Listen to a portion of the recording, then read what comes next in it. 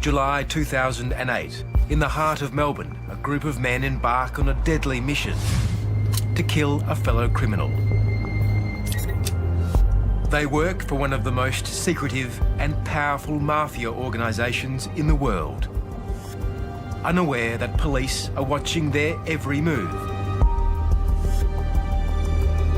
We became aware that they were in possession of handguns, of firearms, which gave us rise for concern, and it became very clear to us that they were allegedly embarking on a mission to go and do someone some significant harm. They were going to kill someone. That's certainly the allegation. Among the conspirators was Frank Medafri, a suburban greengrocer with a reputation as a violent underworld figure. Police phone taps recorded him threatening another criminal over a drug deal.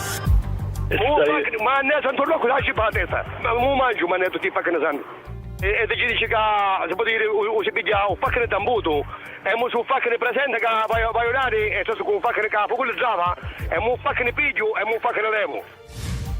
Well, certainly he was regarded with a degree of trepidation, with fear, with respect. His reputation for violence obviously had been established. Detective Superintendent Matt Warren and his federal police team had accidentally stumbled across the murder plot as part of a top-secret organised crime investigation. They faced a terrible dilemma as they watched events unfold. The police would have to intervene to prevent any killing, but that would force them out of the shadows, blowing many months of painstaking surveillance work. Myself and the team had been living and breathing this investigation for months, and so for that to come unstuck at that point would have been devastating, really almost heartbreaking for the team and I, really. The would-be hitmen never completed their journey. Yeah, right, I'm getting all this on video. Constantly, and so they've attached the jumper leads to both vehicles. Their car broke down and they regrouped, still unaware that federal police were shadowing them.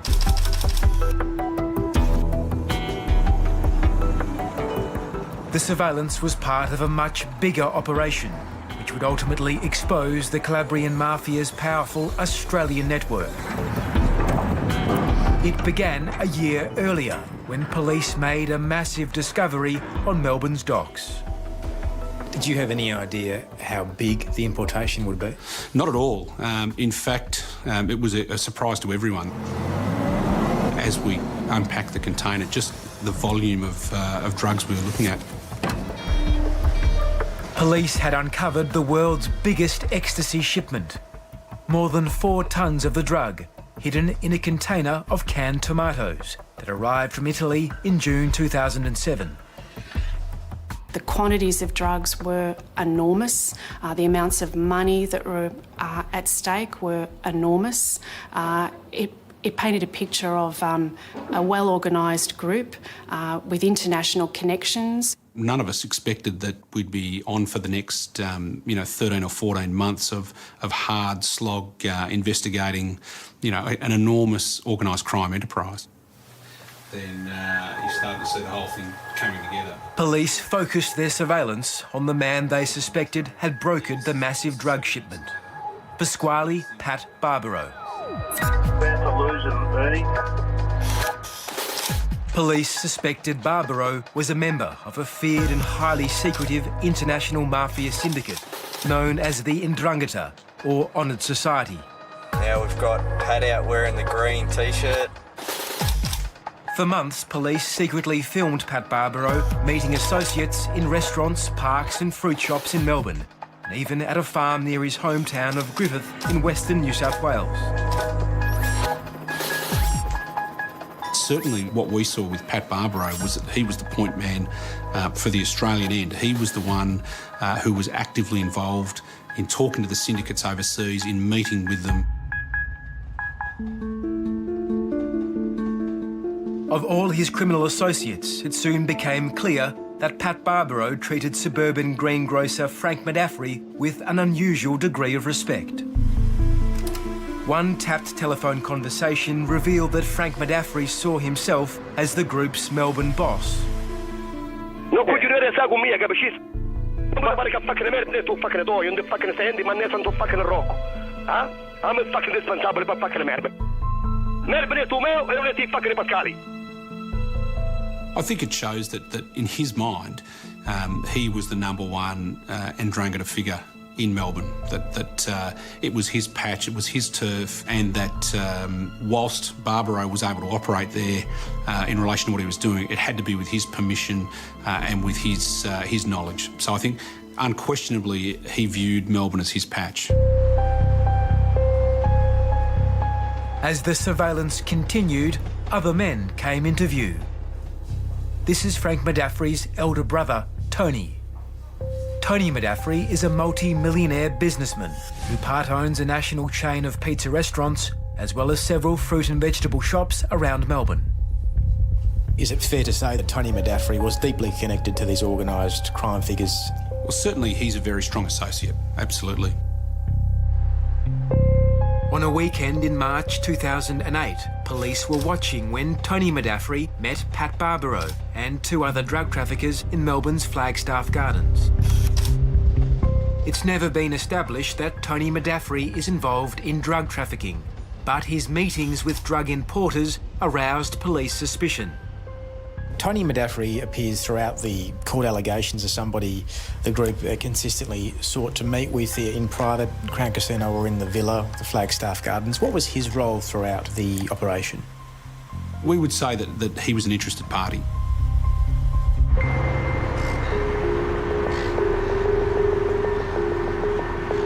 Many of the men being tailed by the federal police had begun their careers here, at Melbourne's wholesale fruit and vegetable market.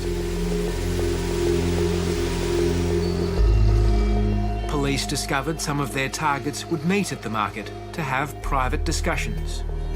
They're able to conduct meetings with very little chance of the police being able to intercept those conversations in that very busy market environment. So it allows them access to other members of the group whereby it's mixed in with normal activity.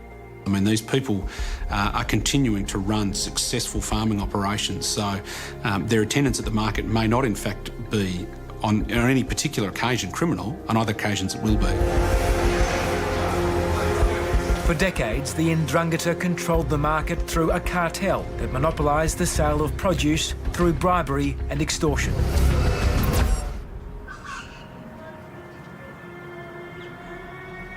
Neighbours I have spoken to today tell me that they heard 2 shots at about 2:30 in the morning.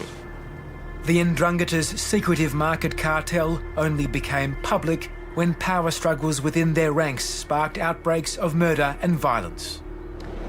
The explosion occurred just after 6 o'clock this morning during a busy trading time at the wholesale market. In 1983, the car of the undisputed Melbourne godfather, Liborio Benvenuto, was bombed in the market car park. When the explosion occurred, Might be the petrol tank. you don't think somebody put a bomb in your car? No, because I never got no enemy. You've never been involved in any trouble here at the market? No, never in my life. Never. A top-secret National Crime Authority report obtained by Four Corners found that the violence was connected with the alleged secret commission and extortion schemes which were operating at the markets. This group was the so-called Honoured Society. Well, that's what they might have called them. I never used that expression, and we didn't. Our company never used that expression. We just used the expression, they're a bunch of ruthless merchants. How corrupt was the system? It was rotten to the core.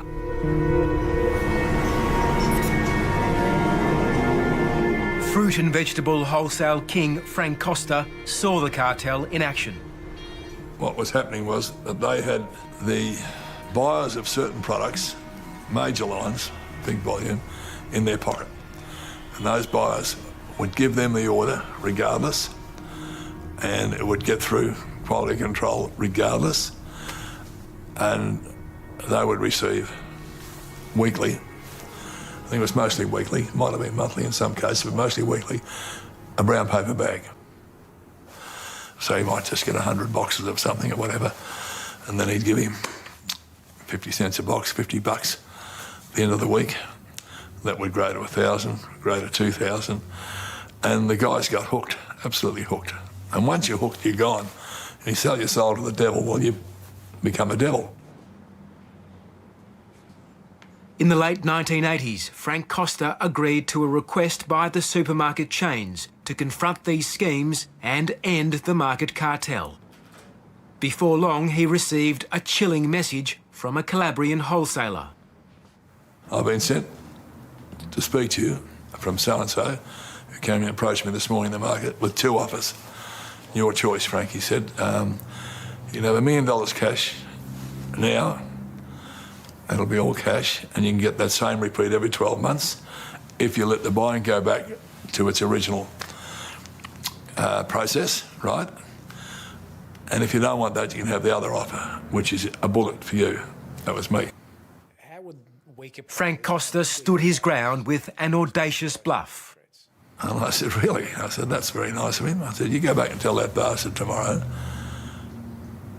and don't soften that at all, that if one hair of the head of any of our family is touched in any way, double that will happen to his family immediately. Frank Costa remembers Tony Madaffri as a key market figure, but says Madaffri never threatened him. But later, as a new wave of violence erupted at the markets, Tony Madaffri would face serious accusations at 2 separate inquests. Of the many startling allegations made during the 10-day inquiry, probably the most shocking was that Tony Madaffri, a Glen Waverley greengrocer, was the Honoured Society's executioner. In 1991, greengrocer Tony Peluso was killed outside his home in Glen Waverley after a price war with rival grocers.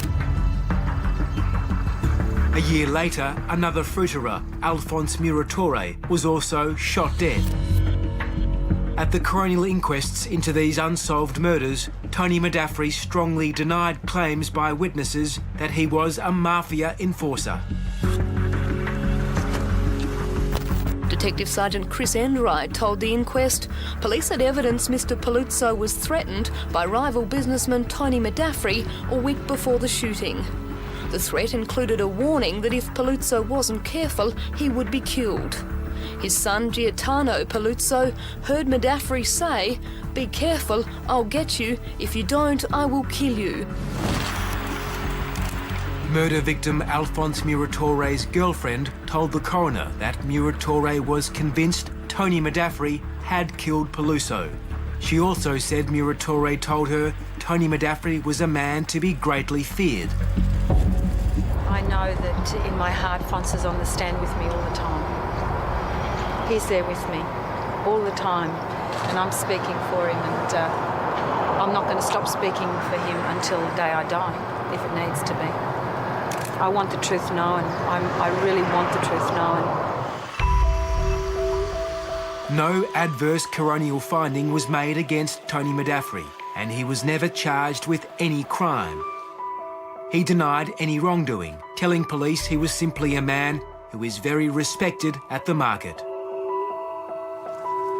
Tony Madaffri's lawyer dismissed the claims against him as baseless hearsay. He is devastated. He's totally shocked by the allegations that were made. His family has suffered enormously. His business has suffered, and he is very concerned to attempt to clear his name. In 1995, the National Crime Authority completed the biggest mafia inquiry in decades, codenamed Cerberus. Four Corners has obtained the confidential Cerberus report, which was never publicly released. Antonio Madaffri has been named by 3 sources as being a member of the Honoured Society. Membership of a secret society must be considered as highly probable.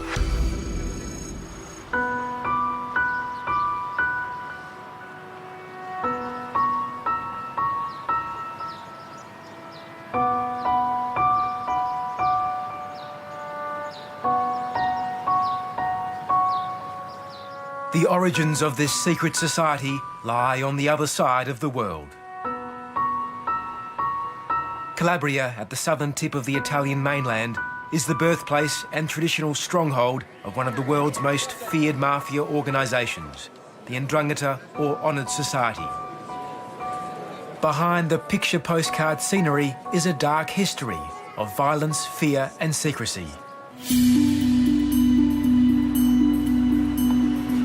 The Ndrangheta has built its reputation on violence. It's especially in the 70s, 80s and 90s, so right at the beginning of its empire of drugs, in order to keep the intimidation and to keep the fear and to keep the social control.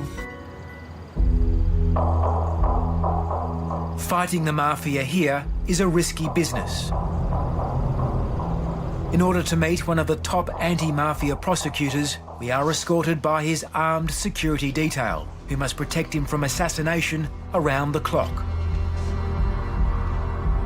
Roberto De Palma says the Calabrian Mafia has built a powerful base in Australia. Nice to meet you and you're welcome. No, thank you. Allora, i legami tra la 'Ndrangheta calabrese e l'Australia sono forti, ma non deve assolutamente meravigliare, perché noi troviamo la 'Ndrangheta come una dimensione ormai mondiale. Il flusso migratorio degli italiani in Australia è storicamente un dato assolutamente importante.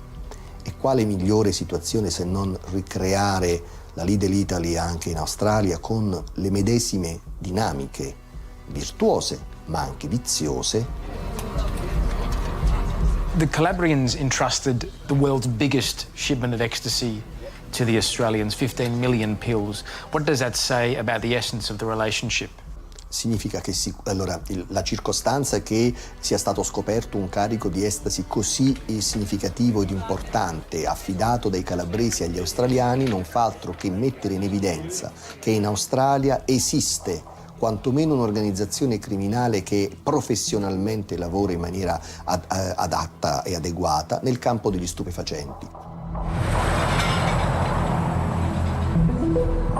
At Calabria's container port, Italian police regularly seize massive hauls of cocaine bound for markets in Europe and Australia.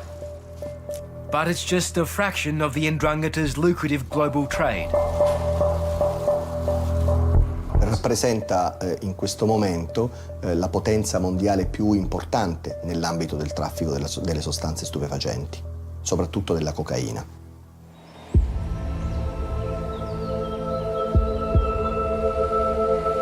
The birthplace of the Calabrian Mafia is in the foothills of the rugged Aspromonte Mountains. Here, the Mafia remains all-powerful. There is the code of honor, meaning that if you break the secrecy code, obviously someone has to do something about you. So if you should be killed. Calabrian-born mafia expert Dr. Anna Sergi is our guide as we travel to the tiny mountain village of Apido Mamertina. It's a notorious Ndrangheta stronghold. It's also the ancestral home and birthplace of Frank and Tony Medafri, the brothers who would later attract so much police attention in Australia. Would Frank Medafri still have strong connections to the town? Yeah, that's absolutely expected. That's the one thing that has always been clear to the authorities in Italy, in Calabria, in Reggio, is that for the Australian organisation of Calabrian origin to exist, there has to be an approval from here. You don't have to look far to see evidence of links to Australia. Tony Medafri left here as a teenager, but Frank stayed behind to establish his criminal reputation. Francesco Medafri started his criminal career very young, from what we see from his record. We see someone involved in violent acts. This is the area where Frank Medafri was blooded as a young mafia soldier. Aged just 19, he was caught by police, acting as a bagman in a violent extortion scheme. The scheme involved blowing up the house of the victim and demanding a huge payoff. Frank Medafri was caught when he came to pick up the cash.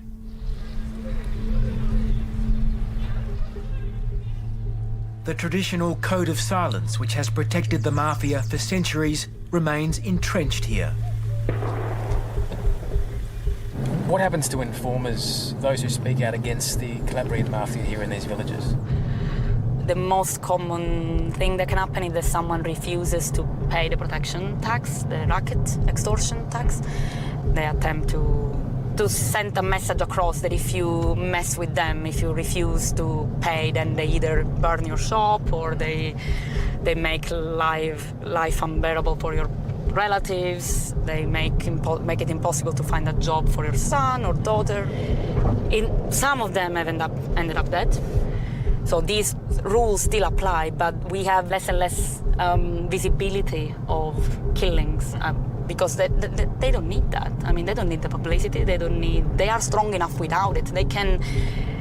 There are various ways of killing someone, I would say.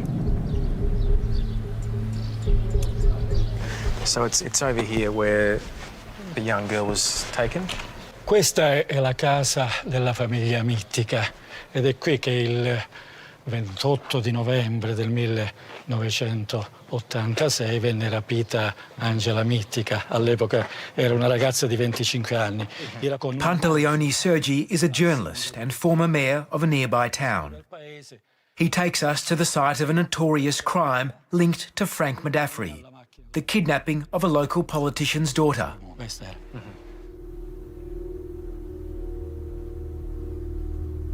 Cronaca, rapimenti in Calabria, ancora nessuna traccia di Angela Mittica. Angela Mittica's kidnapping became big news in Italy as one of a spate of high-profile mafia crimes.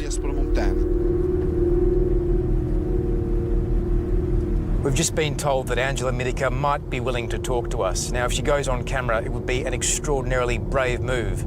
Most people here are still terrified about speaking openly about the mafia.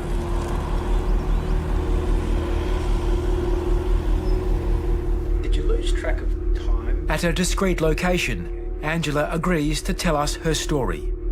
It's the first time in 28 years she's spoken publicly about her ordeal. Io ero impaurita, terribilmente impaurita, perché non avevo idea di quello che stesse succedendo. E invece mi hanno detto no, è un rapimento, è un sequestro, insomma, non preoccuparti, non sono altre cose, nessuno ti vuole fare del male, nessuno ti vuole uccidere. È un rapimento proprio per, insomma, a scopo estorsivo, ecco, di denaro, per ottenere il denaro. Angela Mittica would spend almost 5 months held captive in a cave hidden among the rugged mountains that surround the town. Her captors wore balaclavas at all times, so she would not be able to identify them. E dunque le condizioni erano proprio brutte, onestamente, anche perché ero incatenata, e avevo la catena al polso e alla caviglia, che erano legate a dei tronchi di albero, perché praticamente in questa grotta che era molto bassa, infatti io non potevo stare in piedi. In questa grotta c'era soltanto una specie, un materasso, diciamo, di gomma piuma che era appoggiato non su una rete ma proprio su delle legna. Soltanto poi quando venivano appunto loro me la toglievano, ecco, un po' di tempo, diciamo.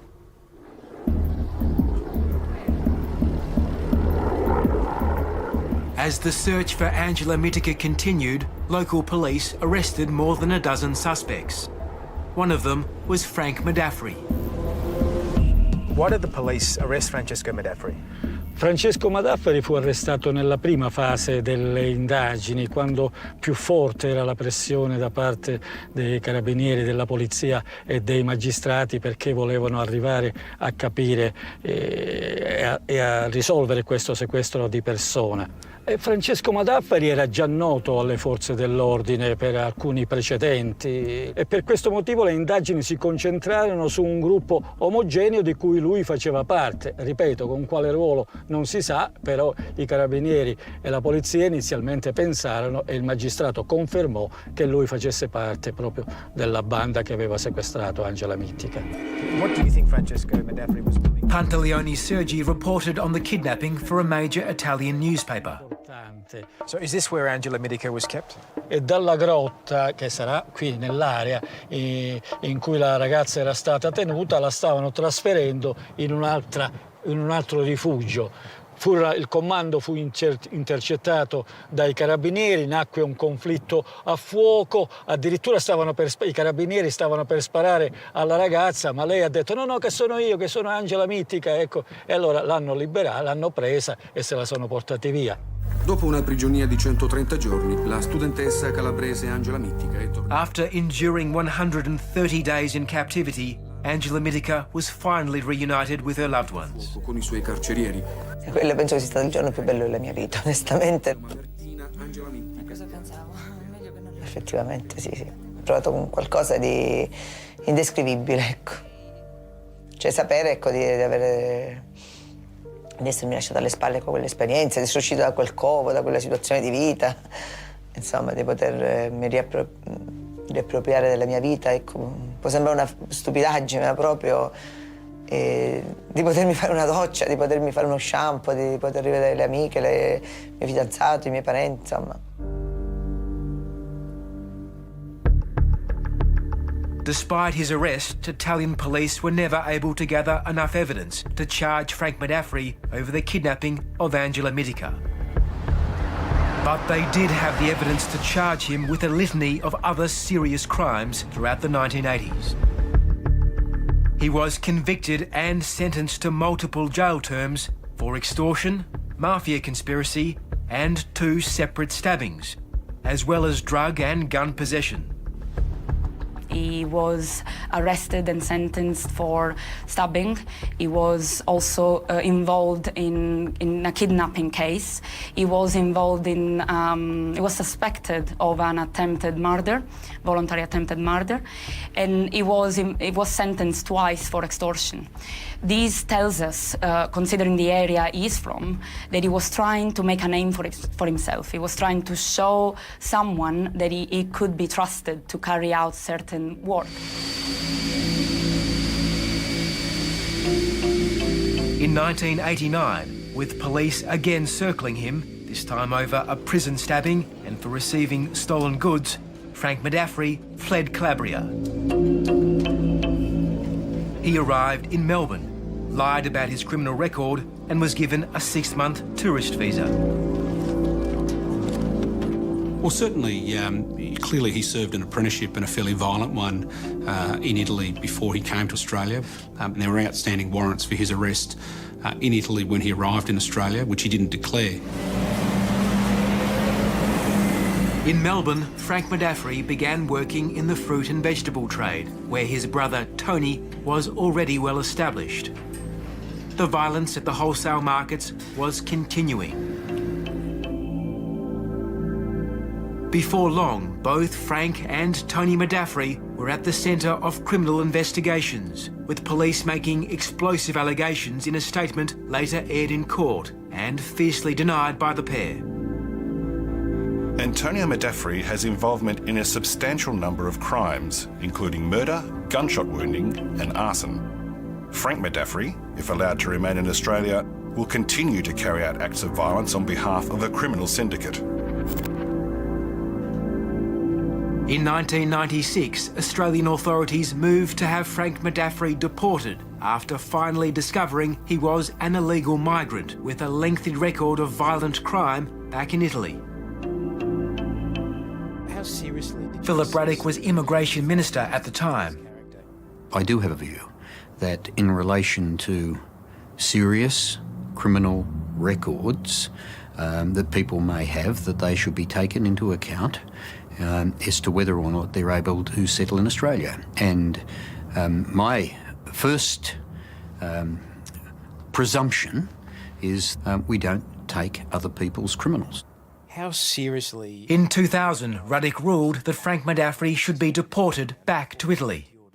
If you have a person who comes and, I think in this matter, marries an Australian and then seeks to stay, and there is a serious criminal record, in my view, that should be taken into account. And the view that I formed was that on the basis of the criminal record, he should be deported. Desperate to keep Frank Medafri in Australia, his family headed to court. During one hearing, a judge was told that Australian police suspected Frank and his brother Tony were part of a crime family allegedly involved in murder, arson and extortion. The brothers denied this, and one judge said the police view could not be relied on as it was based on unnamed informers. But ultimately, the deportation order was upheld, and so the Modaffris embarked on Plan B. By this time, Tony Modaffri was a wealthy businessman, cultivating political links. Among the Modaffri family supporters were several major political donors, such as Sydney furniture king Nick Scali. Liberal Party sources have confirmed that in October 2001, Scali organised a meeting between Tony Modaffri and a New South Wales Liberal Party figure associated with a fundraising vehicle called the Millennium Forum. When you look at the Millennium Forum website or the way in which it organises functions, the idea is that you would be a donor of a particular value and that would get you so much access, whether at dinners or fundraising events of different kinds. It's access in return for a donation. It's all about getting the ear of a politician. Exactly, and nothing else. Part of the purpose of the public inquiry will be to attempt to determine whether or not that innocent explanation should be accepted. As the counsel assisting the New South Wales Independent Commission Against Corruption, Jeffrey Watson recently investigated the Millennium Forum. On how many occasions would you see it that a donation was quickly followed by a request to meet a politician? Then ask yourself, why is somebody requesting a meeting with a politician? It's not just to get to know them, it's to influence them as to their decision making. Of course there's a connection. The Liberal Party figure involved in the Millennium Forum arranged a meeting with Immigration Minister Philip Ruddock. Nick Scali arrived at Ruddock's office, accompanied by the Modaffris' family lawyer, who'd flown up from Melbourne. Were you surprised that a legal representative of the Modaffri family was sitting in your office? Well, look, I wasn't aware of it. I'd agreed to see a community representative who wanted to put a view. Liberal Party sources have told Four Corners Philip Ruddock was furious when he realised he was hosting Frank and Tony Modaffri's legal advisor. The meeting was cut short as Ruddock rejected the pleas made on Frank Modaffri's behalf. Some people wanted to put another view. I was prepared to hear it, but given what I've said to you, criminal records are serious issues, and I came to a view in exercising my discretion that I would not waive the deportation, that it should proceed.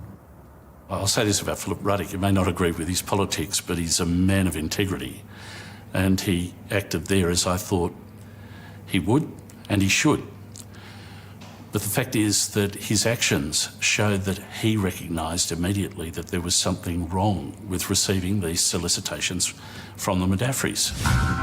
I, Amanda Eloise Vanstone, do swear that I will well and truly serve the people of Australia in the office of Minister for Immigration and Multicultural Affairs. In late 2003, Amanda Vanstone replaced Philip Ruddock as Immigration Minister.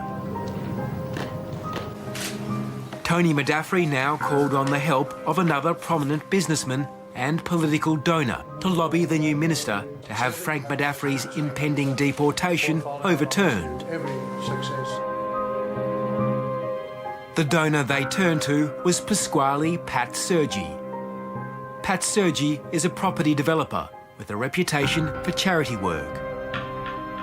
In 1979, the Woodward Royal Commission concluded he'd been buying and selling real estate using money provided by mafia drug traffickers.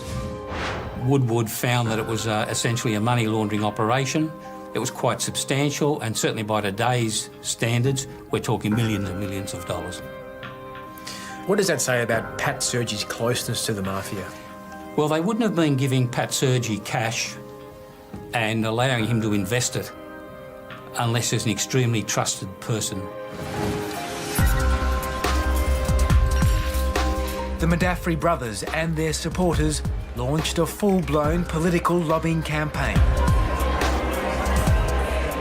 Pat Sergi approached New South Wales Liberal Senator Maurice Payne.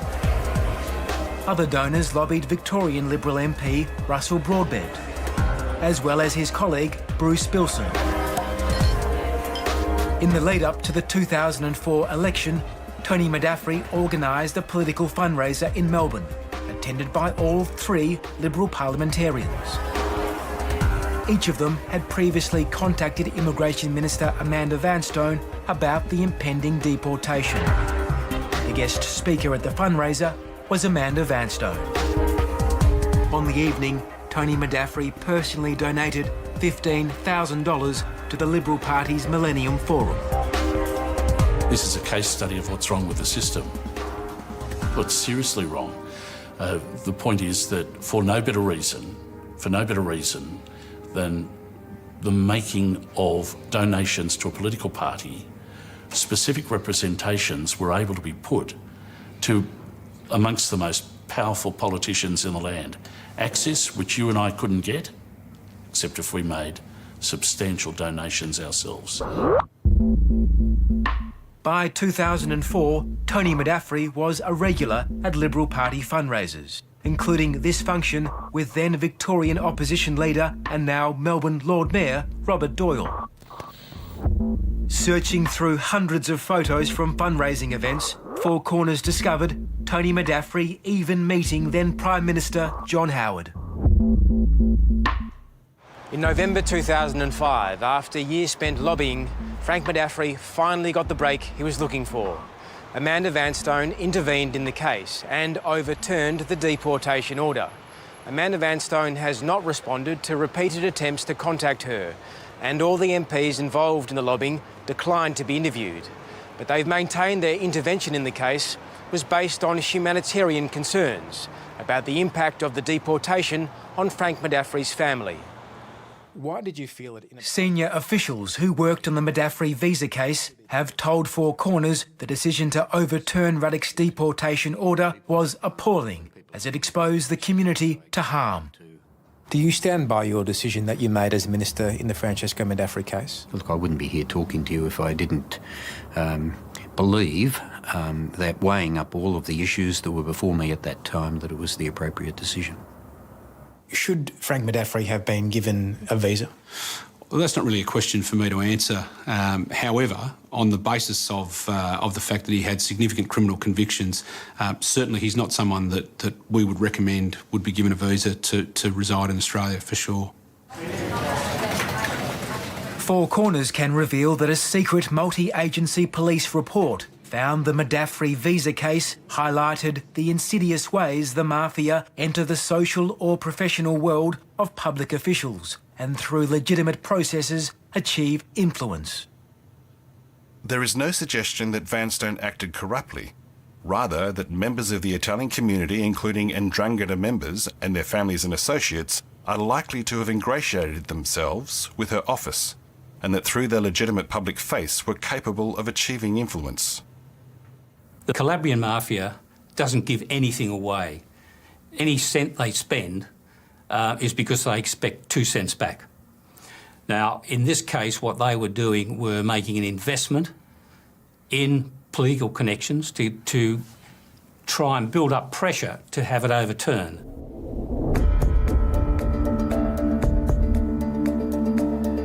After winning his battle to stay in Australia, Frank Madaffri embarked on the boldest chapter yet in his criminal career. In 2007, he was under fresh investigation, this time for his links to the world's biggest ecstasy importation. Police were listening in as he threatened his underworld rivals.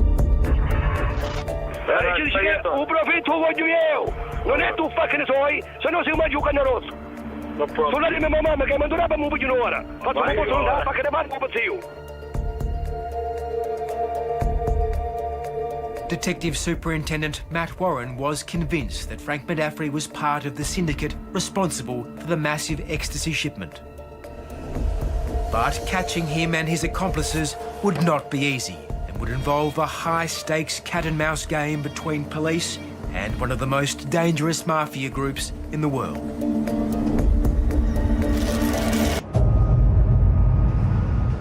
The story of this enormous Australian police operation started in June 2007, with the discovery on Melbourne's wharves beyond all expectations. At the time of the seizure, it was the largest seizure of ecstasy in the world, and some 15 million tablets were actually seized by the police.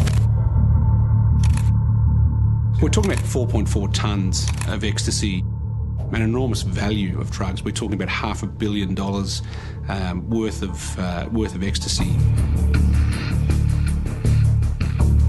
The drugs had been carefully hidden inside a consignment of canned tomatoes imported from Italy. Federal police secretly seized the drugs and then put the container back on the wharf, hoping to arrest whoever showed up to collect it. As the shipping container sat unclaimed on the dock, the suspected drug plotters gathered at this Melbourne hotel. They didn't know their hotel room had been bugged by the federal police. As police listened in via a hidden microphone in their 6th floor room, it soon became clear the suspects feared a trap.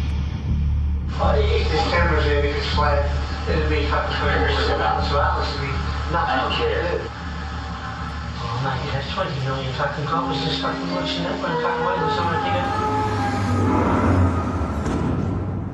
As days became weeks, with no one arriving to claim the shipment, lead investigator, Detective Superintendent Matt Warren, feared something had gone wrong.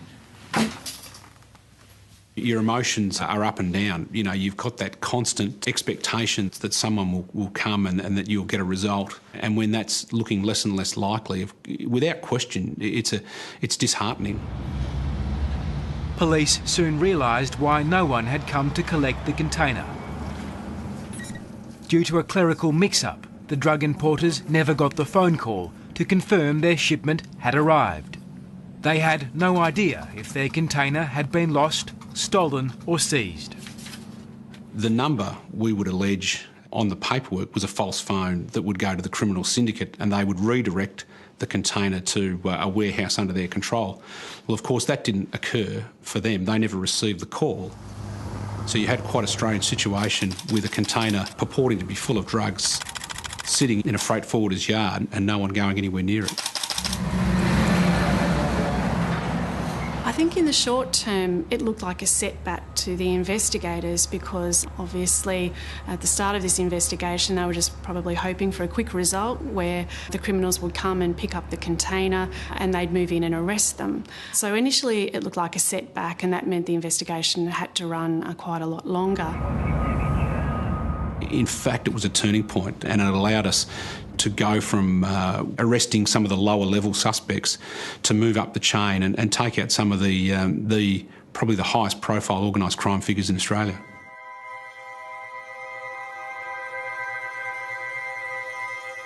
The men police had under surveillance were suspected members of Australia's most notorious mafia cells. The man at the centre of the group was a New South Wales mafia boss called Pasquale Pat Barbaro. Barbaro appeared to be the man calling the shots. He was issuing directives to people in terms of what was to happen within the business. He was very hands-on. I think he was in the detail of this business. He certainly wasn't a hands-off manager. I think the evidence very much revealed him to be very busy, very active, hard-working. And what we saw was a man who was driven. He was energetic. He would drive their operations. He was very much a leader. As the suspects discussed what had gone wrong with their shipment, their hotel room conversations were being monitored on a police listening bug. It recorded members of the group discussing whether to storm the Port of Melbourne to find their missing drugs. I don't know what control they have over the fucking docks there. It's routine. It's all the arm and mutton, just say, this is how it is. There's a crane drive on the side, you have to pitch it up with some of the back of the side. See, there's no harm down there, and no one's harmed. For the criminals, they were madly scrambling to try and locate the container because at that point it had gone missing, and certainly it became very clear to them, although they weren't able to confirm that the container had been intercepted. The listening bug also revealed associates of Pat Barbaro describing his growing fears that either police or another criminal syndicate had seized his drugs. It's devastating. It's fucking shock. What he's got to realise now, he's got to realise that he's the drugs. Our view was that if we continued to investigate them, they would need to talk about the fact that they had not received these pills, that they had lost. They're talking about a huge financial blow to a syndicate. There would be a lot of people who would be owed a lot of money. There'd be a lot of people who would have had an expectation of receiving a lot of money out of this. So therefore, people need to talk, they need to discuss. And that was where we were hoping that we would start to gather some evidence of what had occurred. What I'm saying to you is this is most likely the trafficking. Police believed if they followed Pat Barbaro, he could lead them into the heart of the secret operations of the Calabrian Mafia. The investigation soon headed to Barbaro's hometown of Griffith in New South Wales, the historical epicentre of the Ndrangheta in Australia. Certainly in the early stages of his life, he was convicted over a cultivation of marijuana plants, and that's fairly common in the Griffith area. We've seen historically the Calabrian Mafia involved in marijuana crop growing in that sort of New South Wales area, that Griffith general area. In the 1950s, thousands of Italian migrants came to Australia to seek new lives. Many honest families from the mountain villages of Calabria were drawn to the rich farmland around Griffith in the New South Wales Riverina district. In the decades that followed, a small number of Calabrian migrants began amassing unexplained wealth. They lived a life that was quite separate to the traditional Griffith resident in that they were building big homes. If it was a dry period, it didn't seem to worry them. They still had the money. They didn't do it tough like many of the farmers and others in Griffith were doing it, and it caused a lot of concern, and I can understand why. In the 1970s, Donald Mackay, a local furniture shop owner and political candidate, began campaigning for police action against local farmers suspected of secretly growing marijuana. After police busted a huge local marijuana crop, Mackay suddenly became a marked man. In 1977, he disappeared after leaving a local pub.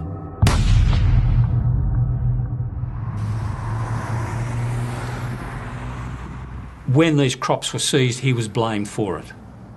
That's what caused his murder. He had cost the Calabrian Mafia too much money. It was time to stop. If we can get rid of Donald Mackay, we can get back to growing the crops. That was the simple logic of it. And he appears to have been shot as he was attempting to unlock the car. Former New South Wales Assistant Police Commissioner Clive Small spent years investigating the Calabrian Mafia. There was some blood found on the ground here, near the car. There were 3 spent shells, suggesting he'd been shot 3 times. And the keys to the car were on the ground. So that was the last that was seen of him leaving the hotel. Never been found to this day. Griffith's Calabrian Mafia cell had a powerful avenue of political influence through the local federal Labor MP, Al Grasby. When Grasby visited Calabria as Immigration Minister in 1974, he was treated to a hero's welcome. I am aware, while he was the Immigration Minister, there were a number of people who got visas and were able to stay in Australia who are of highly questionable character, and I think any reasonable look at them would raise questions about why was that done if it wasn't done for corrupt purposes. I don't think there's any question that Al Grasby was significantly corrupt. His attempts after the Donald Mackay murder to move the blame away from the real killers and make suggestions that Donald Mackay's wife and others were involved in the murder was disgraceful, and I don't think any man with any sort of decency could justify that. Responding to the public outcry over Mackay's disappearance, the New South Wales government set up a royal commission headed by Justice Woodward to investigate drug trafficking networks. What's the lighting here? Clive Small was one of the commission's investigators. The Woodward Royal Commission was extremely important in two ways. It really opened up the story about the Mackay murder, and in doing that it also opened up the story about the Calabrian Mafia in Australia. Among the men investigated was a local farmer, Frank Barbaro, nicknamed Little Trees for the new orchards he'd planted. Well, Frank Littletrees Barbaro was at the core of what you call the Calabrian Mafia group in Griffith. He was one of the first to be growing substantial crops, and he was one of the first Woodward found to have significant additional and unexplained flows of money. This is money from the money marijuana? Coming from the marijuana crops. Okay. Frank Littletrees Barbaro had a son he named Pasquale, but who everyone else called Pat. Pat Barbaro learned the family trade.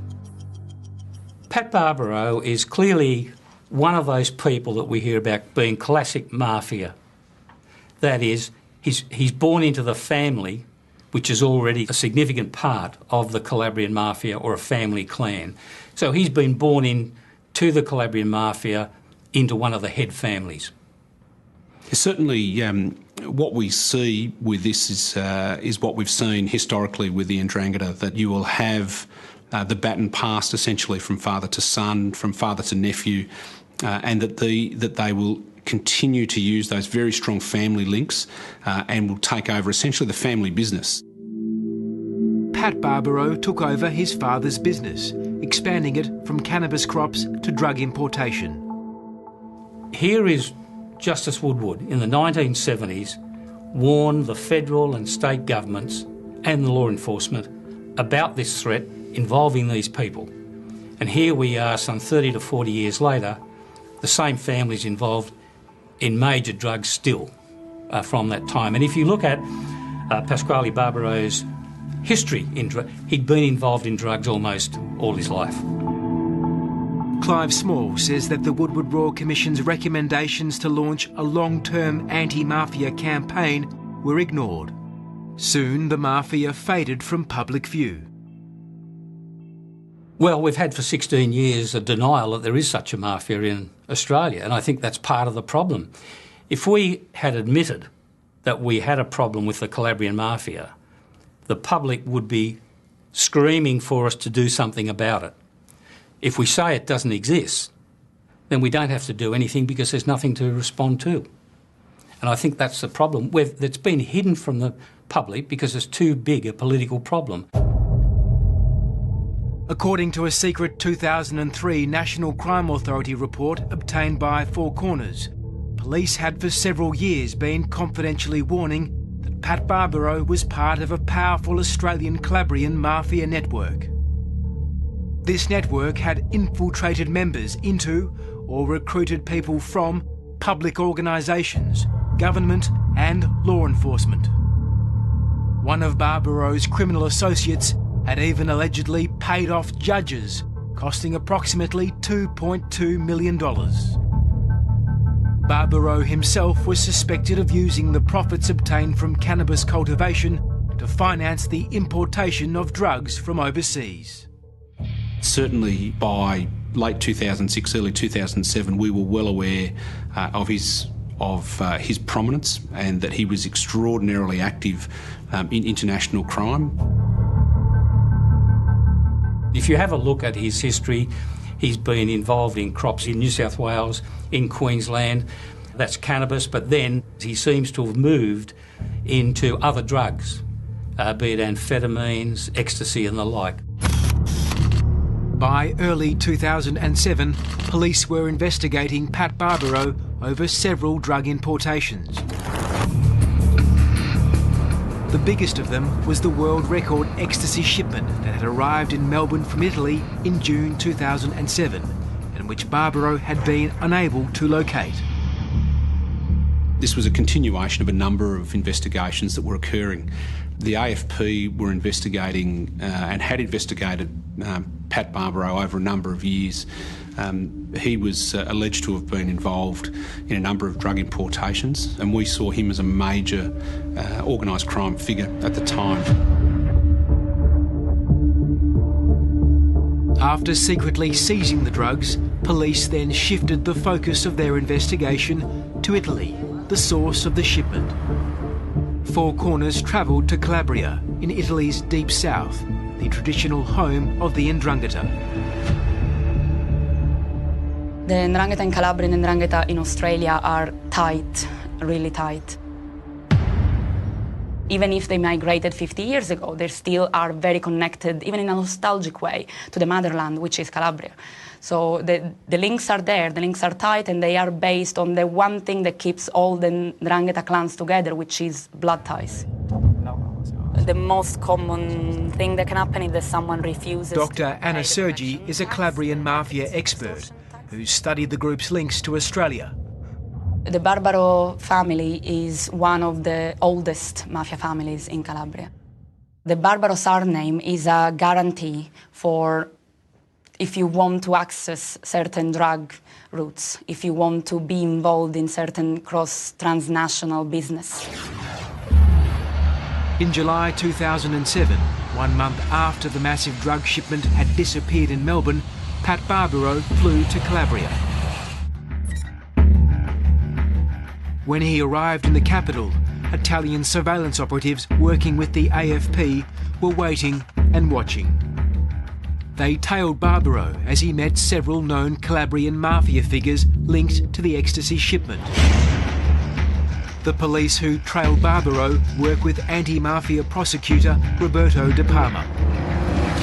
La circostanza che Pasquale Barbaro, venuto in Italia, abbia avuto i contatti con esponenti di altre famiglie, dimostra che la famiglia Barbaro è una famiglia assolutamente di primaria importanza nel panorama criminale.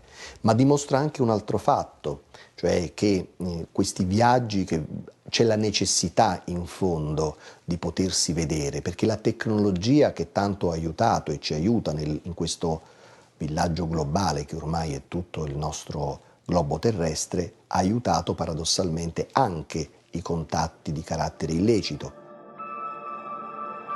E però, ciò nonostante, vi sono determinati argomenti di carattere strategico, di carattere generale, che debbono essere ragionati di persona, no?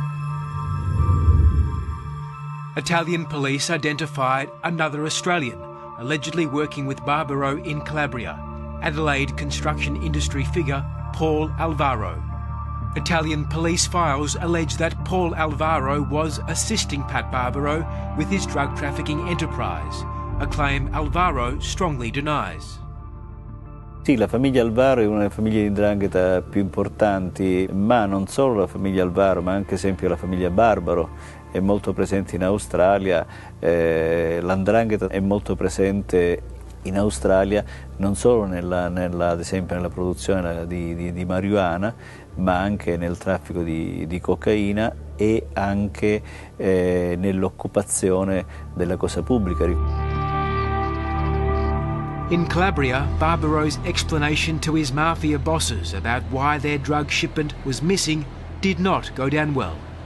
Barbaro flew to Europe to meet with the syndicate heads, and by this stage we'd established that there was an enormous debt that was owed and that he would have to pay the bill, or he would be probably held accountable, and within that type of group, the Ndrangheta, the Calabrian organised crime, we would expect that he potentially would suffer the ultimate consequences. You mean he would be killed? Yeah, there could potentially be a contract taken out on him. On Barbaro's return to Melbourne, police continued to watch and record his every move. He was getting increasingly desperate. In this surveillance video, police believe Barbaro was threatening a criminal he suspected of stealing his drugs from the docks. Certainly there's some friction, and as pressure starts to mount, as disappointment starts to mount, we can certainly see fractions within the group and certainly some bickering, and this is brought about by the enormous pressure that they're under for this to be successful. Barbaro and his fellow criminals suspected they were being watched and began to engage in elaborate counter-surveillance measures. Their conversations over the phone or via text message were often cryptic and coded. They would often speak in public areas, for example, parks. Also, this particular group of criminals changed their SIM cards over regularly so that if they thought their phones were being bugged, they would basically just get rid of that phone and move on to another phone. Barbaro was determined to find out what had happened to his massive drug shipment. So he made a risky move and reached out to a journalist. In September 2007, I received a phone call from a blocked number. The man on the other end asked me if I wanted to report on the world's biggest drug shipment. I didn't know it then, but that man was Pat Barbaro, and he wanted me to confirm that the drugs had been seized by police, and then to report this so it could be read by his bosses back in Calabria. Using a mobile phone registered in a false name, Pat Barbaro sent a series of text messages to spur me into action. The texts were detailed, describing, among other things, the number of pills in the ecstasy drug shipment. Sensing something sinister was afoot, I reported nothing. So a desperate Barbaro sent more and more information. Neither he nor I realised this would later prove crucial to the police case. Looking at the historical metadata of the phones that had been purchased, we were able actually to put those mobile phones in Barbaro's hand. And those phones sent text messages that were tantamount to a confession. The SMS messages with you showed that Barbaro had critical knowledge of the contents of that container. He knew exactly what was in the container and he was able to convey that to you in those SMS text messages. So that was a terrific link for the prosecution to have in this particular matter. In early 2008, Barbaro began to organise new drug deals to raise the cash to pay off the debt from his botched importation. Certainly within months, the Barbaro syndicate were back in business. They had access to 1.2 million ecstasy tablets, which seemed to originate from Sydney. And really the sale of that 1.2 million ecstasy tablets was then used to pay down the debt to the European suppliers for that missed importation. So very quickly they had regrouped, and obviously their business model was such that they were able to sustain a massive hit to their bottom line. As police kept watching, Barbaro began leading them to other mafia bosses.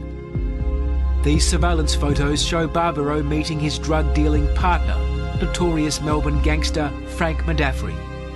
Police suspected Medafri had invested in the massive ecstasy importation. Medafri was a buyer of ecstasy tablets from Barbaro. Barbaro had a number of people who really, I suppose, were wholesalers and distributors of his ecstasy tablets, and Medafri was one of those persons.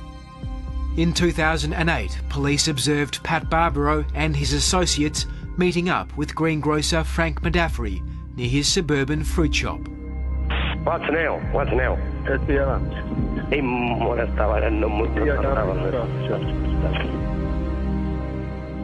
Barbaro handed Medafri boxes, which police suspected contained drugs.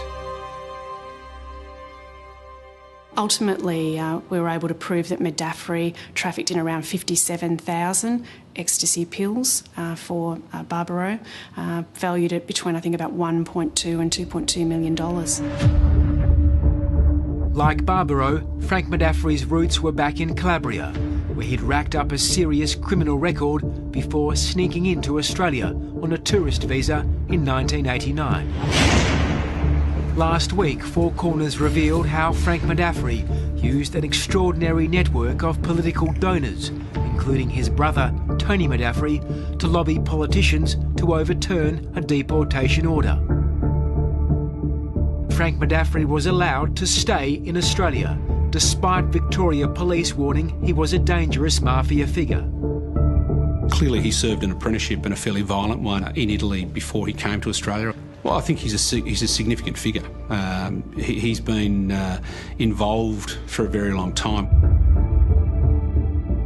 By 2008, Frank Modafferi was busy trafficking drugs supplied by Pat Barbaro. He was also issuing threats to other drug dealers who owed him money. Vai Gerreto, mi porti i soldi mia e non mi sono rotto i pacchi di coglioni e ora pigliare un muffa che ne mangio. Ma che feci? Sono là di mia mamma. Io non ti chiedo quadrati, io muccione e quando vanno con i quadrati se una roba e io se detti cose da ciuccipi. E ci dice che un profitto voglio io. Non è tu fa che ne sai, se no si mangia un canne rosso. The mafia syndicate used this apartment in the Melbourne suburb of Carlton as a safe house to run their drug operation. Certainly, once we identified that Barbaro was going to rent an apartment or a townhouse in Carlton, we were really excited about that, because finally we really saw ourselves getting ahead of the game. We could actually be a part of the conversation, so we could listen in and we could hear what they were planning. Federal police agents waited until Pat Barbaro had left the apartment before sneaking inside, planting several audio bugs and cameras. The AFP began watching and listening as Barbaro, speaking in code, discussed massive drug deals involving Frank Modafferi and other mafia figures.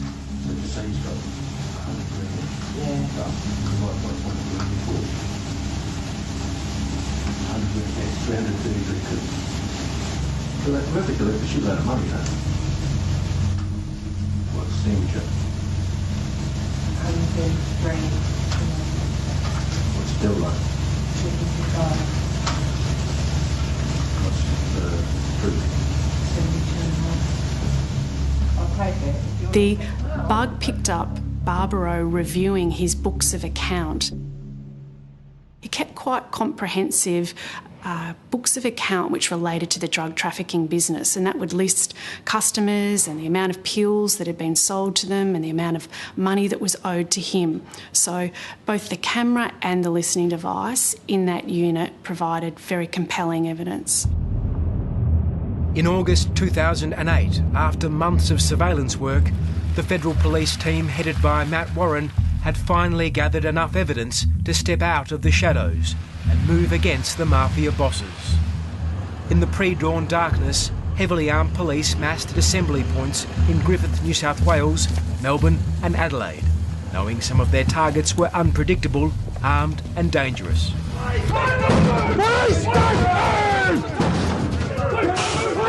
At the Carlton Safe House, police found these handguns buried in the garden. Inside Pat Barbaro's Griffith mansion, police found guns, drugs and cash, along with a Scarface poster. This is part of a global international syndicate. This is a major disruption to transnational organised crime, both in this country and abroad. For the AFP, in our 30-year history, this is the largest operation we've ever undertaken. The allegation that you, Francesco Modafferi, trafficked a substance, the substance being MDMA, and that the quantity trafficked was a commercial quantity. Do you understand that? Ha capito questa accusa che le fanno? Yes, I understand. What can you tell me about that allegation? Cosa ci sta spiegando? I don't know anything about this bullshit. When he was formally interviewed by police after his arrest, Frank Modafferi denied any involvement with Pat Barbaro's drug syndicate. I'm trying to establish whether you owe Pasquale Barbaro $32,000. $32,000. No. No. No, you don't. Lei ha mai acquistato delle sostanze di droga da Pasquale Barbaro? No. No. Frank Modafferi chose to fight his drug charges. Late last year, he was convicted and received a 7-year prison sentence. Overwhelmed by the evidence against him, Pat Barbaro pleaded guilty and was jailed for 30 years over his role in the massive ecstasy shipment. At final count, 32 mafia figures and their criminal associates were convicted for drug dealing and money laundering. There was an importation of 100 kilos of cocaine worth $40 million. There was a conspiracy to import 100 kilos of pseudoephedrine. There was trafficking in a further 1.2 million ecstasy pills and a very sophisticated money laundering operation as well, where they turned over about $10 million. Detective Superintendent Matt Warren and his federal police team may have smashed the syndicate behind the massive 2007 drug shipment. But the Calabrian Mafia's secretive network remains in place within Australia, able to rebuild its operations quickly. I think that's the key to these groups. They are able to regroup, rebound after suffering, in this case, a loss that would end most organised crime syndicates. And they've had this in the past where they've suffered defeats at the hands of law enforcement. But through those family connections, they're able to rebuild. Political influence is a key factor in the Mafia's resilience. For decades, the Mafia has been building support on both sides of politics. Well, certainly we've seen over the years that organised crime figures will try and cultivate people of all walks of life, but particularly people with influence. We certainly see organised crime figures cultivating sporting stars. It's no different with political figures. They're looking to try and gain influence and gain power and use that towards potentially diverting attention away from themselves. Even after he was arrested, Frank Modafferi cultivated political contacts. Councillor wasn't on. Victorian Labor Party delegate Michael Tetty has previously worked in the state ALP head office, as well as for federal MP Kelvin Thompson. These days, Tetty is an ALP councillor at Moreland City Council in Melbourne. They misused our money under your watch.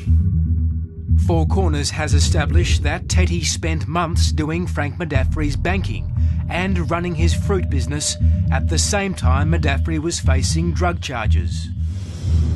While there is no suggestion Tetty was involved in drug trafficking, he allegedly supplied a gun to one of Frank Modafferi's mafia henchmen. Tetty was later found guilty of carrying a loaded gun in a public place and placed on a good behaviour bond. Four Corners can also reveal that another Frank Modafferi associate worked in the office of then Labor Senator Mehmet Tillam.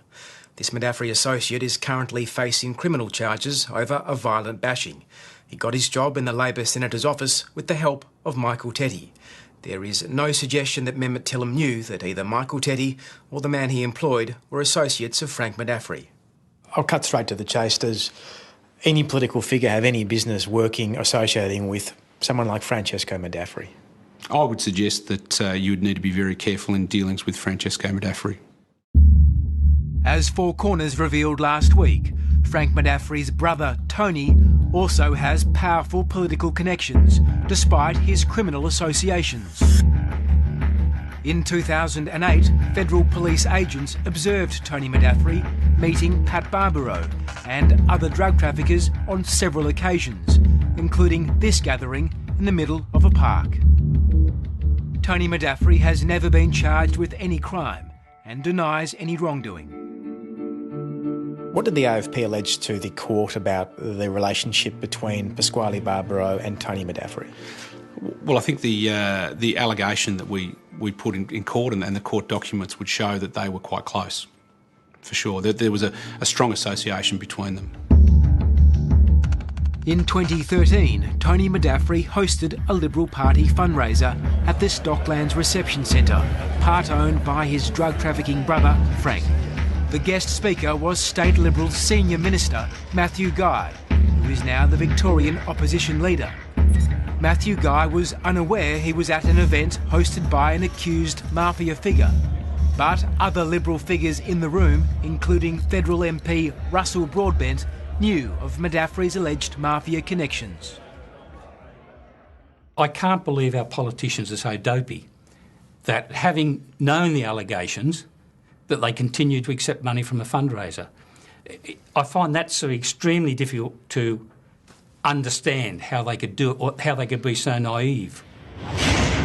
Victoria's Police Commissioner has made his own assessment of Tony Medafri, recently banning him from Melbourne's Crown Casino over his alleged mafia connections. What was your reaction when the Victorian Chief Police Commissioner banned Tony Medafri from Crown Casino? I wasn't surprised by that. Why not?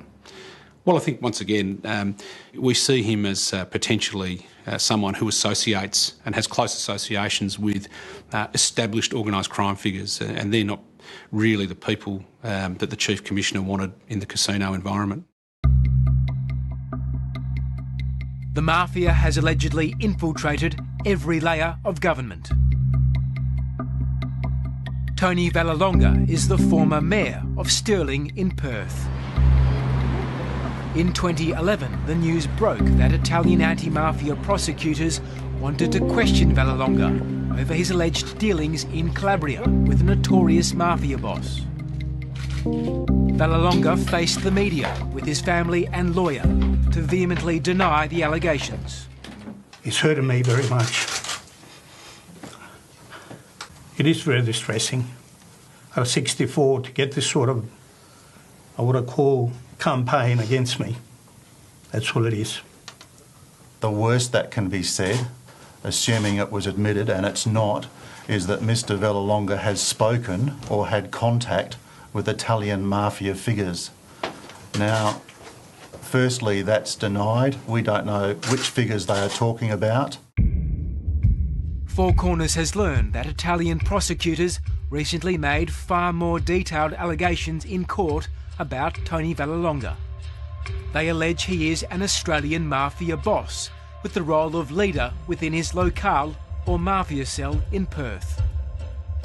Prosecutors allege that as part of this role, Vallelonga is responsible for making the most important decisions, for imparting orders or imposing sanctions on other subordinate associates. In a statement to Four Corners, Tony Vallelonga's lawyer said any allegation the former mayor has ever been involved in criminal activity is completely without any foundation. The Calabrian Mafia remains the dominant force in global drug trafficking. Just 3 weeks ago, Italian and Spanish police teamed up with the US Drug Enforcement Agency to launch a series of dramatic raids from the air, sea and land. Police seized tons of cocaine and arrested dozens of Calabrian Mafia figures. Despite the success, the Italian prosecutor who oversaw the operation says the Ndrangheta's global networks are as strong as ever. È un colpo durissimo, però noi abbiamo bloccato oggi un'organizzazione, ma ci sono tante organizzazioni di questo livello, di questo target, che stanno operando mentre noi stiamo parlando. Some of the suspects arrested in Calabria were members of the Italian Alvaro mafia clan. Prosecutor Nicola Gratteri says the Alvaros have a powerful cell operating in Australia.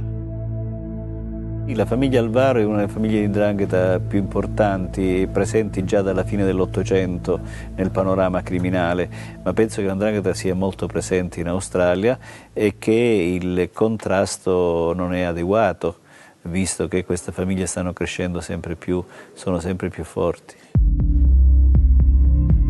One of the alleged Alvaro clan bosses in Australia is Paul Alvaro. Paul Alvaro was the man police suspected of helping Pat Barbaro import drugs into Australia back in 2007. Italian police files allege Paul Alvaro has, like Pat Barbaro, risen to become a top Ndrangheta figure, allegedly involved in international drug trafficking. But this was never proven, and Alvaro strongly denies any involvement in mafia activity. His only criminal conviction dates back to 1990, when he was jailed for tax offences. The prosecution alleged the Alvaros lived grand lifestyles on the lowest of declared incomes, and that they were involved in the trafficking of marijuana.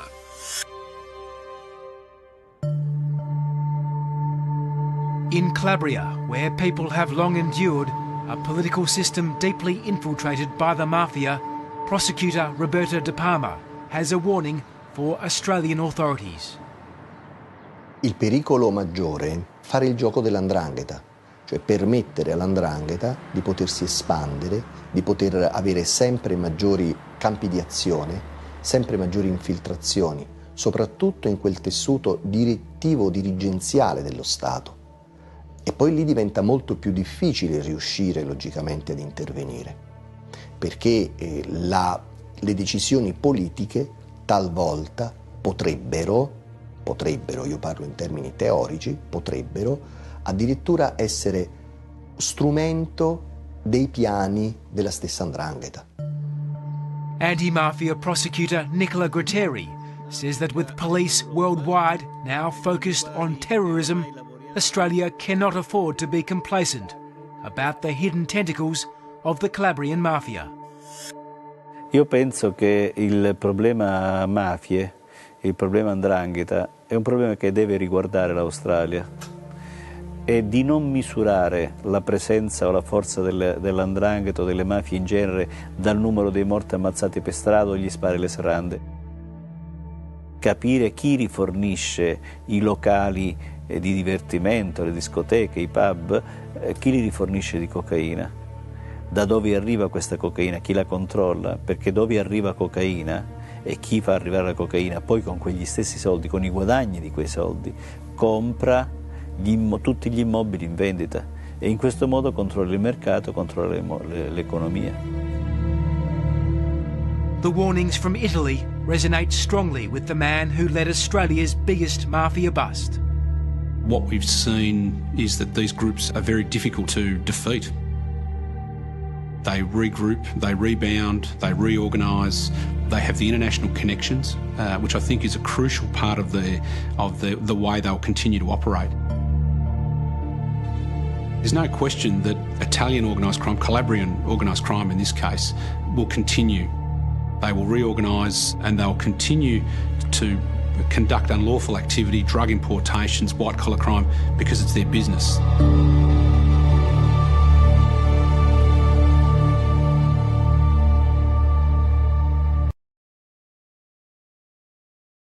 Senator Maurice Payne and MP Bruce Bilson declined to be interviewed for the program. Senator Payne said in a statement that when she made representations to the then Immigration Minister in relation to Frank Medafri, she had no knowledge of the criminal associations of any party she dealt with. Bruce Bilson told us he was deceived about Medafri's criminal background and was quote-unquote bitterly disappointed about it. Amanda Vanstone and Russell Broadbent did not reply to our requests for comment. Late on Friday, we were advised by the Victorian branch of the Labor Party that it has moved to expel Michael Tetty from the party. Labor MP Kelvin Thompson has told us Tetty only worked in his office for 1 month and he had no idea of Tetty's mafia connections and supports his expulsion. Tetty declined to be interviewed for the program, but through his lawyers has denied any wrongdoing and said his relationship with Frank Medafri was professional.